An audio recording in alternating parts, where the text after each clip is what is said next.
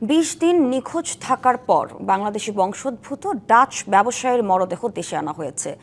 স্থানীয় সময় বৃহস্পতিবার তার মরদেহ দুবাই হয়ে কার্গো ফ্লাইটে দেশে আনা হয়। এর আগে তার মরদেহ দেশটির উপকূলীয় শহর মোম্বাসার বাম্বুরি এলাকার একটি হাসপাতালের মর্গ থেকে উদ্ধার করা হয়। নিহত ব্যক্তির নাম শেখ মাহফুজুর রহমান। পরিবারের অভিযোগ, তাকে পরিকল্পিতভাবে হত্যা করা হয়েছে। তাদের দাবি, মরদেহে আঘাতের চিহ্ন এবং রক্তের দাগ ছিল। তবে কেনিয়ার ময়নাতদন্ত প্রতিবেদনে বলা হয়েছে, অক্সিজেনের অভাবে হৃদরোগে তার মৃত্যু হয়েছে।